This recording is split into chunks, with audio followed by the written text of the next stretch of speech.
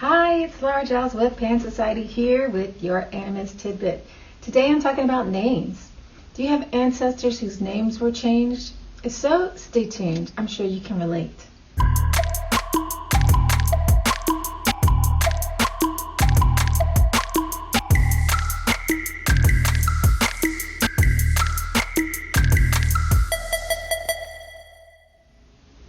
So do you have slave ancestors?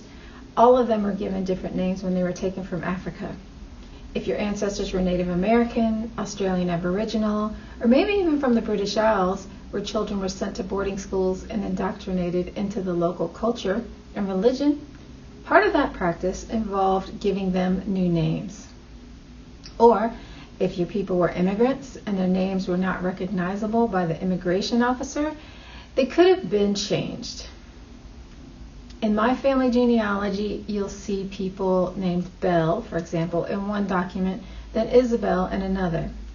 Or the last name might be D-E-A-L in one document and D-I-E-H-L in another. And brother and sister might have two different spellings. It makes it really hard to know who belongs to whom. Names are a part of our identity. When we don't pronounce them correctly, it's like saying, I don't care who you are. You are who I say you are. If we accept when others do that to us, it diminishes us. It's like saying, I'm okay with being invisible and unimportant. For example, I had a client come in who was an immigrant, and I can see on her ID that she has a foreign name, so I asked her how she pronounced it. I wanted to say it right and do her the honor of personhood. And she said, oh, you can call me Betty. So that wasn't her real name, or her real nickname. And I told her I wasn't going to call her Betty. I would call her by her proper name. I want to see her. I don't want to put a mask on her so that she and I can be in the same space. I don't want to unname her. It's not necessary or desirable. And this happens even if you're not a foreigner. So I have an English name in an English-speaking country. Yet so many people don't pronounce my name, first and last, correctly. So it's an issue. And when this happens, it feels like they're saying, I don't care enough about you to know who you are. So they go in the outer circle.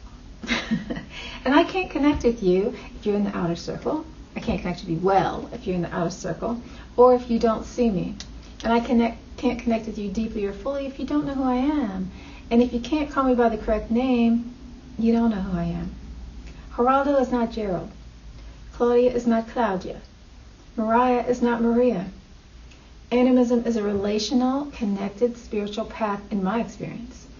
And if you really want to live it, you have to be in a space of we when you're in the same space with other people, not me. I know that's a new experience for a lot of people. In the mainstream way, we put ourselves at the center of the universe and make ourselves so big and important that it's hard to really connect. We expect people to see through our lens, and that's an obstacle.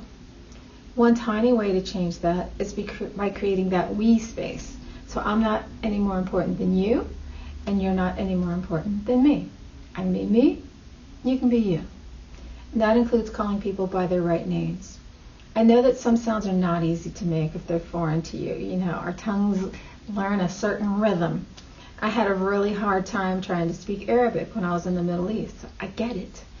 It's not a reason to not try. As the internet brings people closer together and indigenous and first world people come closer into contact, this becomes more important so that we share power well, show respect, and avoid racism and microaggression, and to put all language on a level playing field. So my whole life I have dealt with this, so I speak from experience. And I deal with this by having 3 names and 3 rings of relationships. So, to picture this, imagine a dartboard. People who grew up with me, know my family, come to my house, say my name correctly, are in the center. So they're the closest to me, and they know me the best. I have 2 nicknames that came about in different ways in different times in my life, and one's from college, and one is from my days as a professional belly dancer. And people who call me by those names are in the 2nd tier. So they're not as close. They know a facet of me. It's a real face, but it's only part of me. Mostly they don't come to my house and don't know my family. So there is some distance. And the last circle is for people who know me professionally or as an acquaintance. And they see the surface. So we don't have a personal relationship. So they can mangle my name all that I want. I don't care. Because they don't have the power to unname me. Because we don't have the relationship. Or they carry. And they don't see me, and that's okay. We aren't invested in each other except as human beings. And I'd rather not have those distinctions, but in my mind they became necessary when people don't take the time to see me and pronounce my name correctly. Or just because of boundaries sometimes. Sometimes boundaries means that you're not as close to some people. When you're brown, you know someone in your history who was unnamed. If you're an immigrant, I'm sure that's your family history too. When you know better, you do better. To me, animism is about equality and relationship. This is a super easy way to facilitate that. So, as always, I'd love to get your take on things. Love to hear your experiences. Drop me a line or comment and let me know your experience with this. Sure, there are tons of other perspectives. Until next time, ciao guys.